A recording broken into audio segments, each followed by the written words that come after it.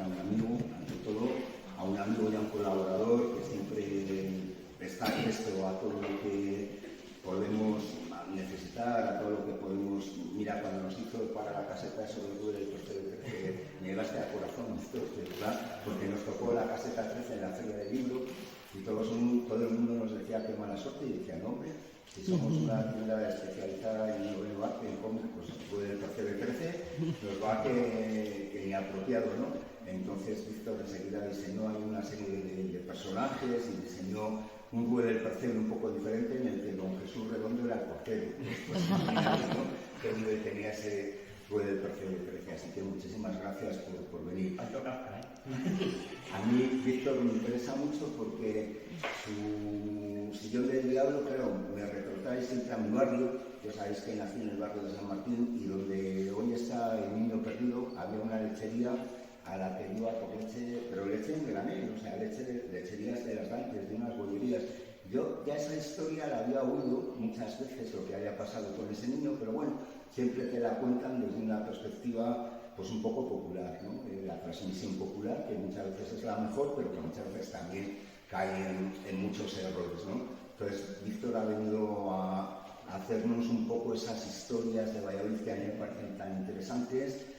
Luego el crimen de Canteraz y todos los retos que le han hecho en la comida. Entonces nos dirá qué va a hacer con ellos, porque tendrá que investigar ahí qué sucesos ha habido, que seguro que hay en Corpus Christi hubo algún suceso que no conocemos, Víctor.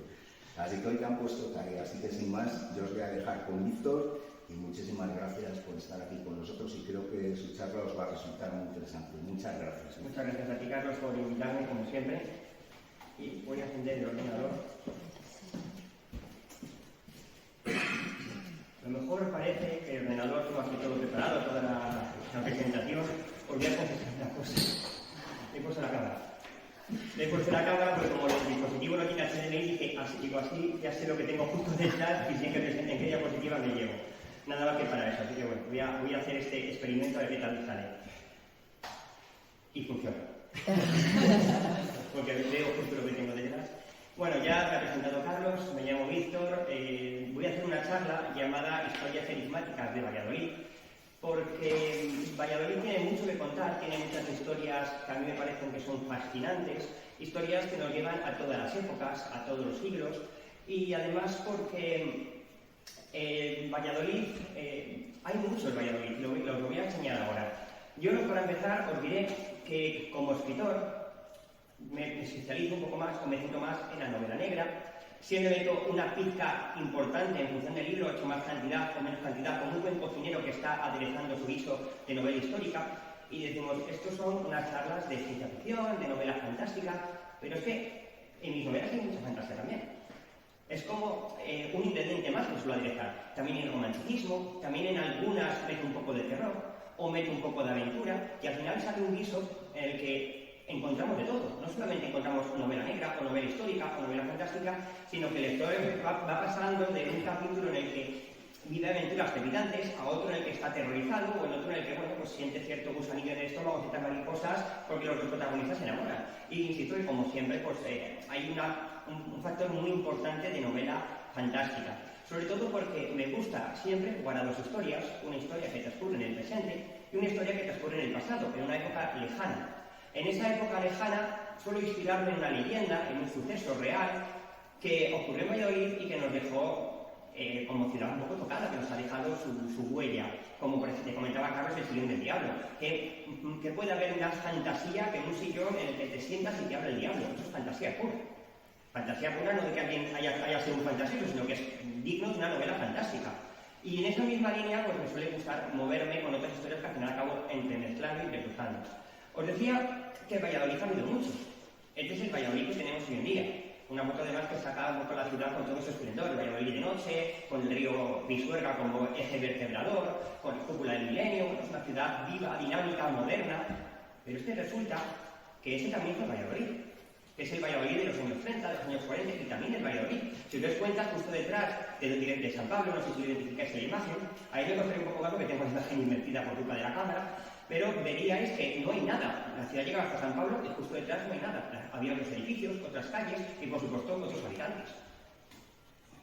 Y esto también es Valladolid, el Valladolid del siglo XVI, que es un Valladolid mucho más pequeño y que tuve que aprender, y que tuve que descubrir, y que tuve que conocer cada local, cada lugar que había en cada esquina, en cada puerta, en cada punto de la ciudad, para poder escribir El Sillón del Diablo. Pero es que este también es Valladolid. Esto es una infografía hecha desde un globo del siglo XVIII, es decir, el Valladolid de hace 200 años, o 150, depende de cuándo se hizo, también es Valladolid. Y por supuesto, esto es Valladolid, cuando Valladolid era una aldea a la que llegó el conde Ansúrez y se encontró 4 casitas, una aldea que dependía de Cabezón de Pisuerga, que entonces tenía otro nombre, era Cabezón de Cerrato, pero bueno, Cabezón. Pues esto también es Valladolid, y siempre ha sido Valladolid, siempre se ha conocido como Valladolid, pero la gente era otra, las calles eran otras, los edificios, todo era otro. Ha habido muchas versiones diferentes de Valladolid. Por eso me gusta utilizar Valladolid como un protagonista más de mis novelas y siempre intentar escribir sobre un Valladolid diferente. Pero el presente también, como siempre juego con el pasado y el presente, el Valladolid actual tiene importancia. Esto también es Valladolid, pero no es el nuestro, este está en México, es que es otro Valladolid. Así que bueno, como veis, Valladolid es como esa aldea de reductibles galos de la que hablaban en Asterix y Obelix, que ha aguantado el paso del tiempo, que ha aguantado los siglos, que ha aguantado inundaciones, incendios, que ha sido cuna de reyes, que ha sido capital de España, incluso de la Francia napoleónica. Esa ciudad que, bueno, tiene su historia y que parece que a veces olvidamos o incluso tergiversamos, porque contamos cosas que yo cuando oigo decir, pues eso, como acabo de decir ahora, ¿no? Que Valladolid fue capital de España.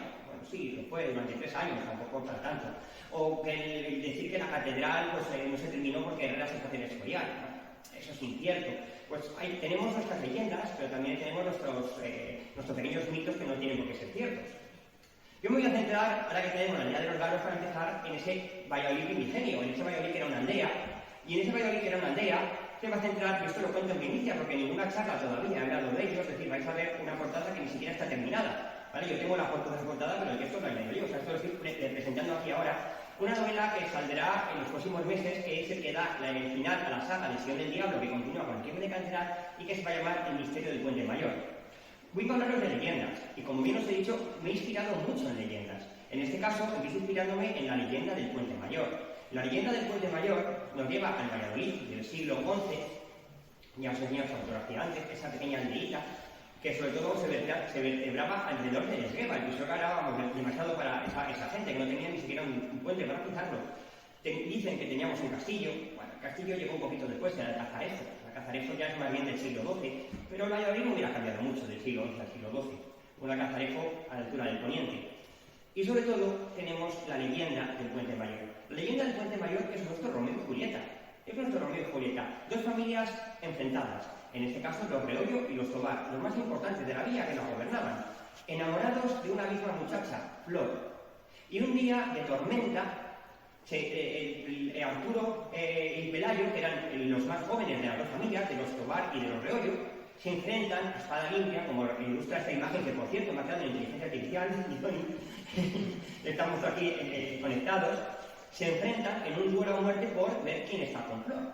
Al final, Pelayo es el que gana ese duelo, matando a su contrincante, y como Flor vive al otro lado del río, decide ir a verla. Pero no había ningún puente, no había ninguna manera de pasar al otro lado del río, solo podían pasar con una barquita.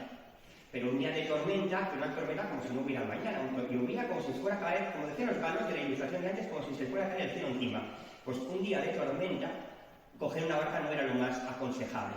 Así que el joven Pelayo le dice al diablo, a fin de cuentas, que daría cualquier cosa por pasar al otro lado, vende su alma al diablo, y el diablo, a cambio de su alma, levanta un puente, el Puente Mayor, para que pueda pasar al otro lado. Pero es que el diablo es muy tramposo.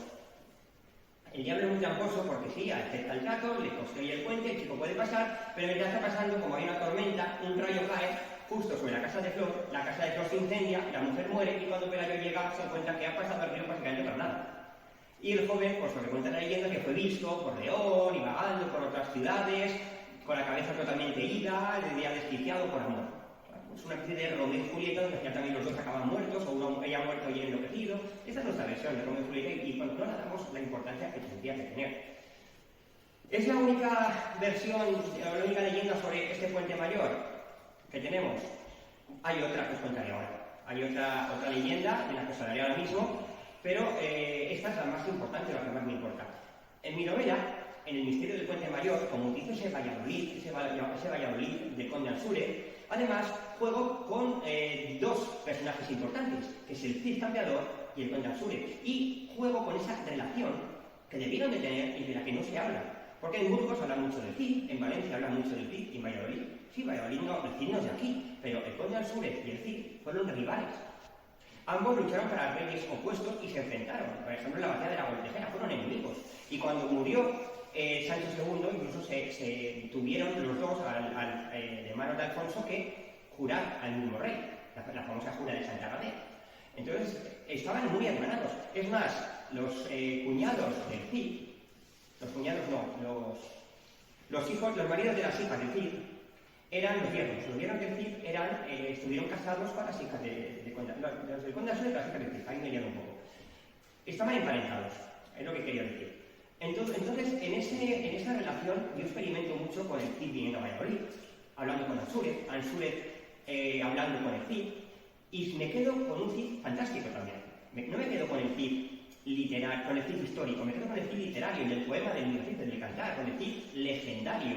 Un Cid que, bueno, da mucho más juego, pero porque no es un simple guerrero, sino que tuvo todo tipo de aventuras, que no son verdades, pero me permite juntarla también con la leyenda del Puente Mayor y crear una fábula.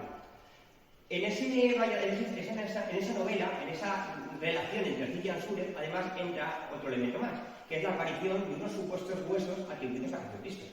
Como veis, tenemos aquí un caldo de cultivo para un libro con personajes en el presente, en el pasado, todo tipo de historias que, bueno, os invito a leerla. Imagino que saldrá a partir de septiembre, octubre, a final de verano tendréis el libro a vuestra disposición. Yo os digo, lo que está yendo aquí en exclusiva. Y os había hablado antes de que hay otra leyenda del Puente Mayor, que también juego un poco con ella en la novela, pero es mucho menos interesante. Y es que con la condesa Eilo, la mujer de Cid, por lo menos la primera mujer de Conde Ansúrez, la primera mujer, aprovechando una ausencia de Ansúrez, mandó a uno de los moros que estaban por allí, un arquitecto, obviamente, que estaba por Valladolid, edificar un puente para sortear el río Pisuerga, el Puente Mayor. Pero como el arquitecto, que se llamaba Mohamed, como veía o preveía que Valladolid quería ser atacada por el resto de musulmanes, pues hizo un puente muy estrechito para que en caso de ataque los cristianos, es decir, los habitantes de Valladolid no pudieran huir.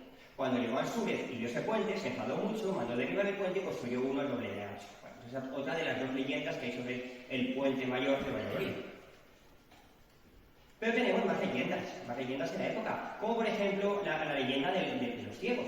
La leyenda de los ciegos, en Valladolid hay una plaza llamada la Plaza de los Ciegos, y en la Plaza de los Ciegos está dentro de la escudería. La escudería, ya nos volvemos a ir otra vez nos vamos hacia el siglo XVI, he ordenado un poco la presentación en un orden cronológico. Hemos salido del siglo XI, nos hemos ido hasta el siglo XV y XVI. En esa época en la escudería estaba Susana, la hija de un rabino llamada Salomón, y esta mujer estaba un día desvistiéndose para pegarse un baño cuando 4 hombres, uno de ellos era un rabino, empezaron a espiarla para ver si podían ver a la muchacha desnuda. Con tan mala suerte, o con tan buena suerte, es decir, el Dios las castigó, mala suerte para ellos, obviamente, con un rayo de luz en los ojos ciegos. Y desde entonces se conoce esa plaza como la Plaza de los Ciegos, porque supuestamente ahí estaba la casa del rabino y ahí es donde sucedió esta leyenda. Más adelante llegamos ya al siglo XV, a 1550, donde se desarrolla mi ópera prima, mi primera novela.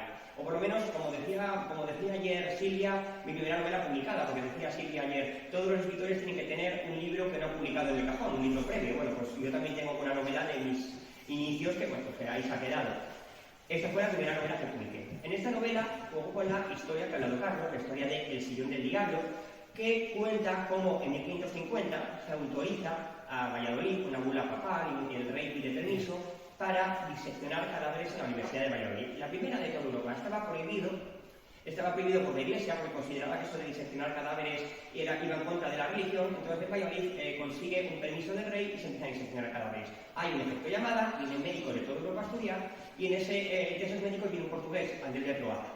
Se establece en la calle Esgueva, que por ahí pasaba el Esgueva antiguamente, y decían ya a la gente que salían gritos de su casa, que desaparecían animales, que el agua del Esgueva se tenía de rojo, hasta que un día desaparece un niño.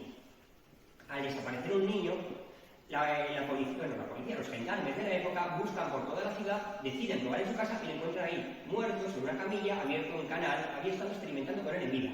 Y cuando le arrestan, él reconoce que tiene un sillón jailero, que cada vez que se sienta en él, el diablo le habla y le dice lo que tiene que hacer, a quién tiene que matar, cómo tiene que cortar.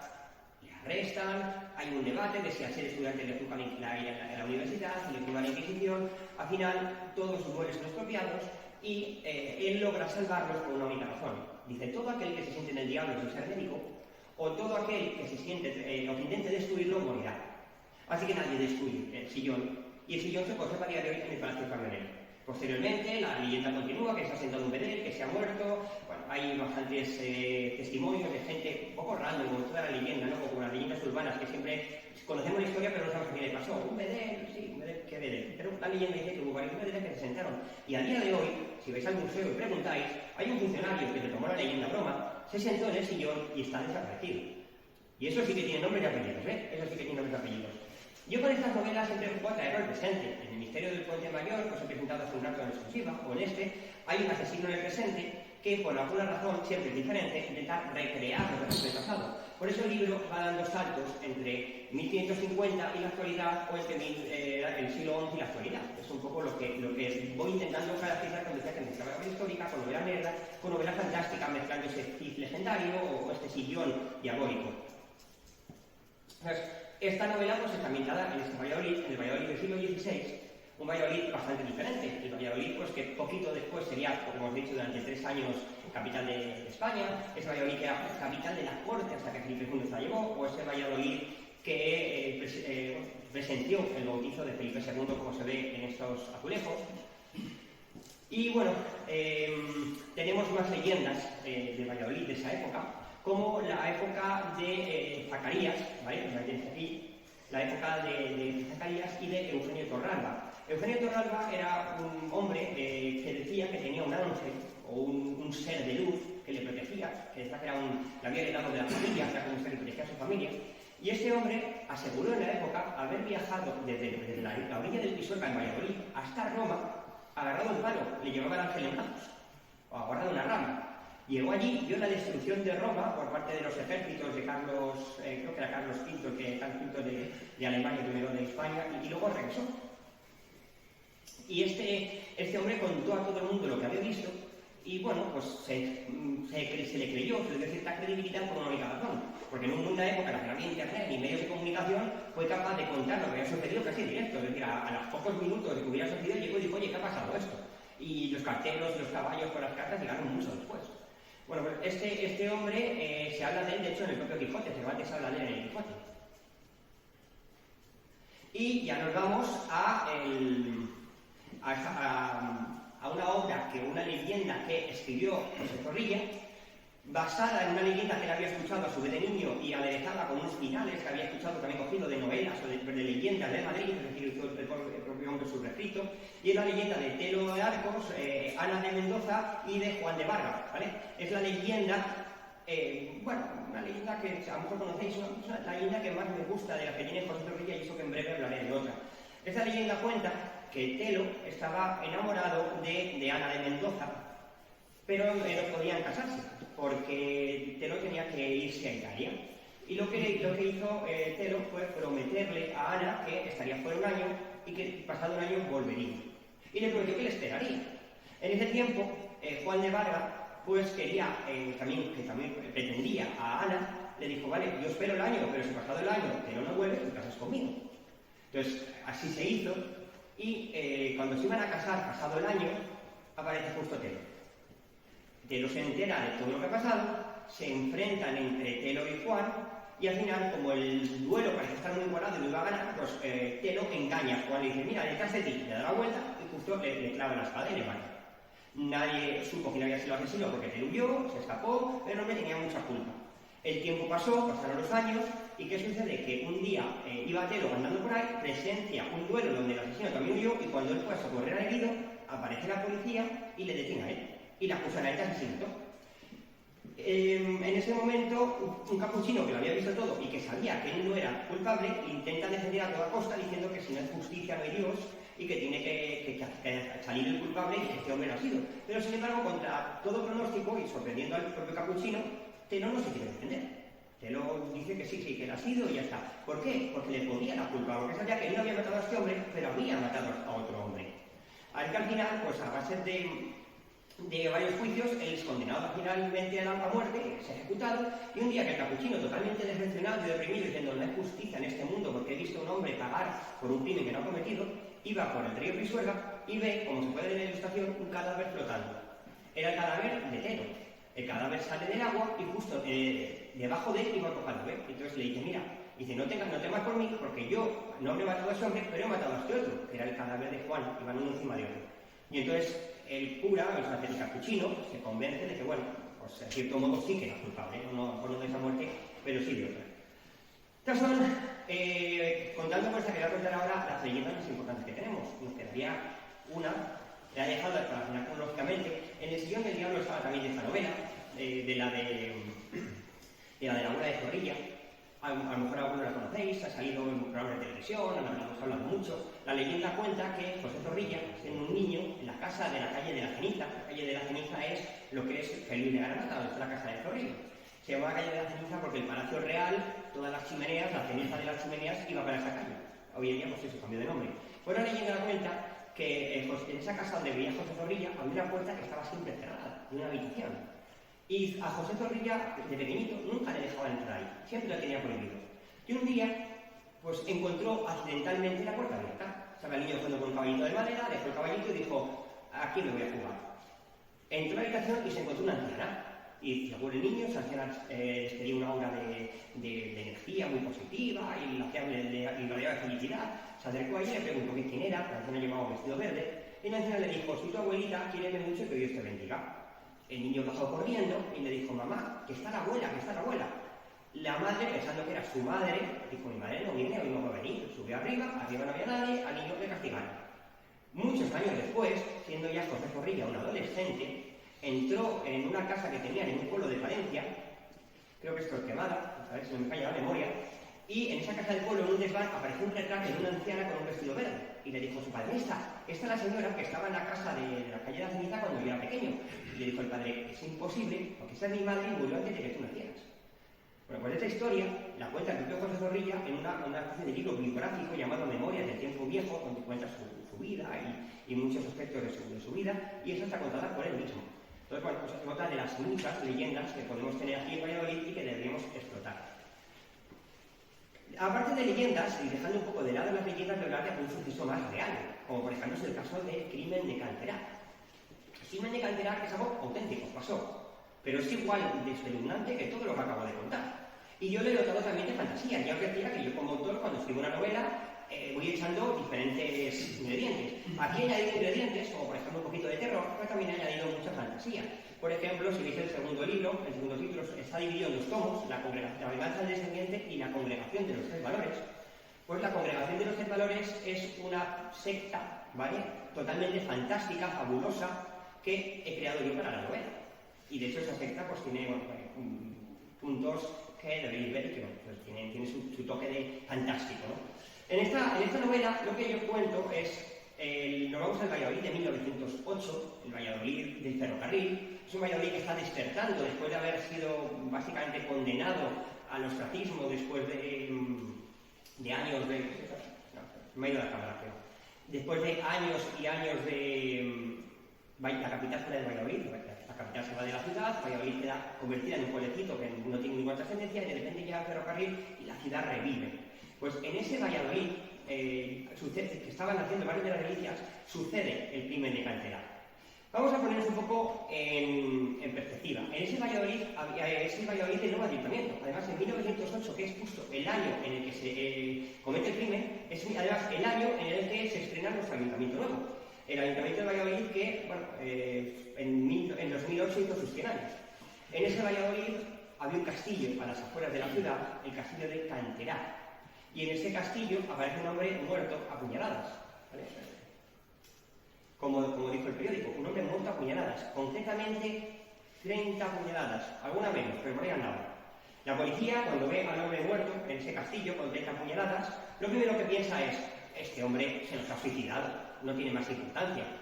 Vamos a ver, ¿vosotros creéis que solamente que alguien se puede llegar a suicidar con 30 puñaladas? ¿Es viable darse 30 cuchilladas para acabar con la vida? Obviamente eso es algo impensable. Pero la policía quería tratar algo. Algo había ahí que quería ocultar. Algo que, bueno, pues dicen que la realidad supera la ficción. Si leéis, como le digo, todo lo que dijeron los testigos a lo largo de los años del caso, veis que eso es fantasía, no, es fantástico, pero muy fantástico. Ahí había de todo, y salió de todo. Por ello, pues escribí una novela intentando saber qué sucedió. Os diré, el juicio, al final, tras reabrirse, investigarse y demás, no quedó como un suicidio, pero quedó como una reyerta entre trabajadores. Luego, a mi opinión, los verdaderos culpables nunca pagaron por el caso. Luego nos podemos ir a 1918. En 1918 tengo una novela corta, llamada Cada tarde a las 8. La escribí con motivo del COVID, porque el Valladolid del presente es el Valladolid de la pandemia. Con todos encerrados en casa, sin poder salir, las calles desiertas, que da bastante miedo, si lo pensáis bien. A lo mejor teníamos otros miedos, ¿no? Miedo a algo invisible, pero también, si pensabais que las calles desiertas, pues era el escenario propicio para que quien hace mal lo hiciera. Y en ese Valladolid nos vamos saltando al Valladolid de 1918, que es el Valladolid de la gripe española. Es un Valladolid pues, más pequeñito, un Valladolid que todavía estaba en desarrollo, comparado con el de ahora. Parece que ha pasado 100 años, pero ha cambiado bastante. Y en ese Valladolid lo que nos da miedo, el terror, la fantasía, es la propia enfermedad. ¿Cómo puede ser que algo tan pequeñito como un simple virus sea capaz de causar tanto terror? Pues lo hemos vivido con el COVID ahora mismo, lo hemos vivido con el COVID. Bueno, pues de ese Valladolid he querido destacar nuestro teatro Pradera, un poco como homenaje para recordar, ¿no? Solamente quería que recordáramos todos que ese Valladolid tenía el teatro Pradera ahí, que le hemos perdido, que fue una gran pérdida, porque era muy bonito. Yo no he tenido el placer de conocerlo, por desgracia, pero me hubiera gustado, porque todas las fotos dicen que era un lugar elegante. Y pues como digo, ese Valladolid fue seguido como enemigo principal al virus, algo invisible, algo con lo que no se puede competir. La novela está ambientada también en la calle de Platerillas, y tiene los aplausos de Cada tarde a las 8, que es lo que da nombre al libro. Y por último, comento el difícil intento de embarcar en una charla sobre ciencia ficción y fantasía, algo como la Guerra Civil, que es mi última novela, es mi último trabajo, que se llama Operación Rata Escarlata. Realmente, la propia operación es fantasía pura, pero es inventada por mí, y todo lo que sucede es una serie de aventuras y de elementos fantásticos que le van pasando a los personajes. Vamos a intentar verlo de esa manera. De la Guerra Civil en Valladolid se ha hablado mucho. Como Valladolid no ofreció mucha resistencia el día del alzamiento, pues Valladolid estuvo ahí, y aquí no pasaron grandes cosas. He intentado ver qué pasó y sobre todo dónde pasó, en qué lugares ocurrieron todo lo que debería haber ocurrido, es decir, todo lo que pasó, lugares de campos de concentración, lugares de encarcelamiento, lugares de ejecución y ambientado en la ciudad rural. En el presente, un asesino que allá donde comete un crimen deja un espejo roto, el asesino del espejo. La policía no tiene ni idea de quién es ese asesino y solo sabe eso, que deja los espejos rotos. Pero tiene alguna relación, eso lo tiene que saber el lector desde el minuto cero, la policía le costará un poquito más, con lo que pasó en la Guerra Civil. En la Guerra Civil, en Valladolid, un grupo de espías republicanos, se le suman más, empieza siendo 2 y se le van sumando más. Espías republicanos establecen su campamento base muy cerquita de la Plaza Mayor, en la calle Gallegos, y tienen una misión clara, acabar con la vida de Franco. Si lo consiguieran, hubiera cambiado completamente la historia del país. Imaginaros, la Guerra Civil, todo hubiera sido completamente distinto. Y ese es el objetivo, esa es la premisa de la Operación Rata Escarlata. Seguir, por un lado, a sus espías republicanos en su misión, y por otro lado, ver qué pasa con ese asesino que en el presente va cometiendo una serie de crímenes.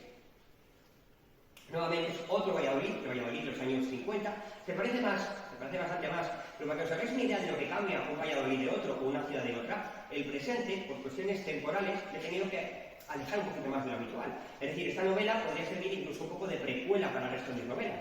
Quien ha leído otros de mis libros sabe que uno de mis personajes es Antonio Navarro, un inspector, calvo, ¿vale? Le suelen llamar McClane por el personaje de Bruce Willis, La jungla de cristal, y en este libro mi Antonio Navarro es mucho más joven, tiene pelo y aún no es inspector, es policía. Lo he tenido que trasladar en 2005. Pues parece increíble, porque en 2005 parece que fue ayer y todos lo recordamos sin problemas, pero el Valladolid del 2005 y el de ahora era diferente. y la sociedad y la forma en la que vivíamos, y que a la hora de escribir libros me iba dando cuenta. Pasaba cualquier cosa y digo, no, lo veo en internet enseguida. No, en 2005 no veíamos cosas en internet. Claro, sí, existía en internet, pero teníamos que ir a un ordenador con pantalla culona y mirarlo por cuando teníamos un rato. No era tan sencillo. No, es que recibe un WhatsApp, no había WhatsApp, como mucho un SMS. No, era un mundo diferente y condiciona mucho la novela, ese cambio de mentalidad que hemos tenido estos años, y ha pasado eso, 20 años, menos de 20 años. Bueno, pues ese Valladolid de la guerra civil, ¿vale? Esta foto además es justo de 1938, que es cuando, Graciela Recoletos, cuando yo ambiento mi novela, es el Valladolid que quiero recrear en este último trabajo mío, el último que he hecho. Ya sabéis que ya os he dicho que después de verano saldrá otro, pero este es el último que he sacado, que sale en Navidad.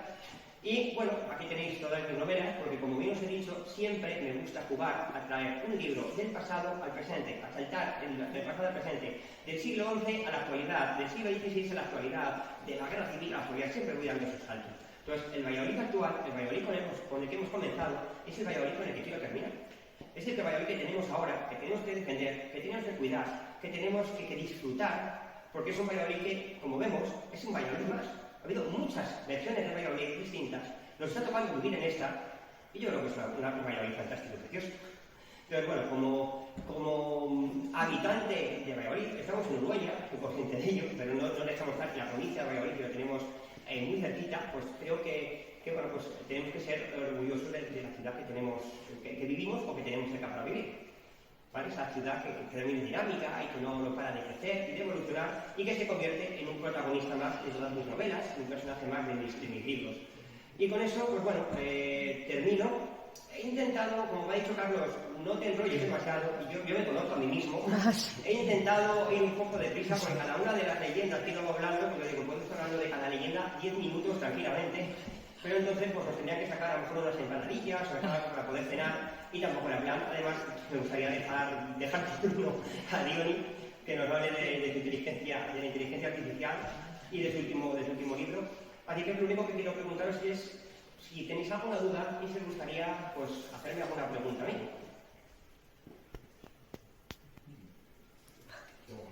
Dime.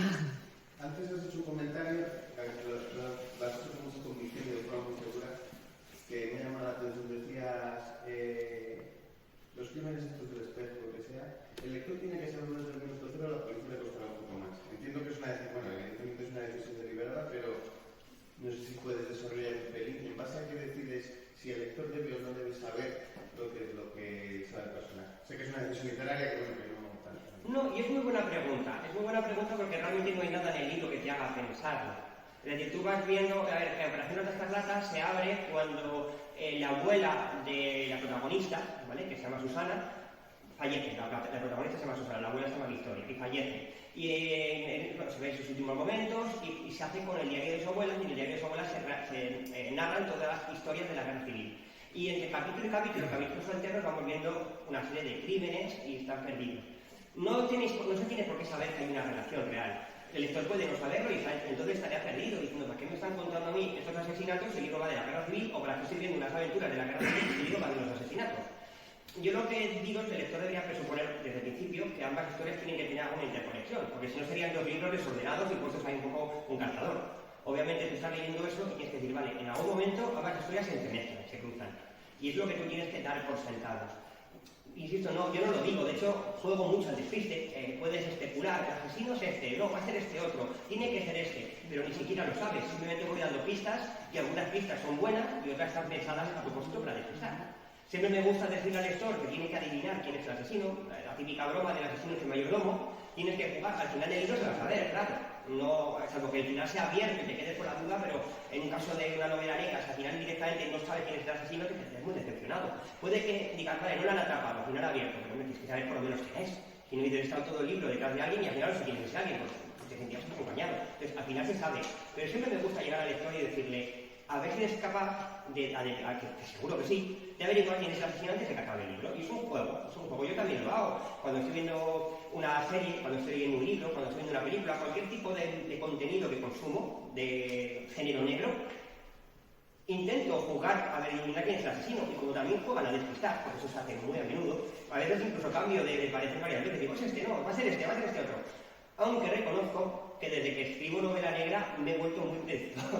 Ahora soy capaz de predecir quién es el asesino desde el principio, porque casi me pongo en la mente del que ha escrito el libro o en la mente de que ha pensado la historia. Al final acabas siendo capaz de ver por dónde van los casos. Pero bueno, me sorprenden y parece que me equivoco muy a menudo, ¿eh? O sea, quiero decir que será todo.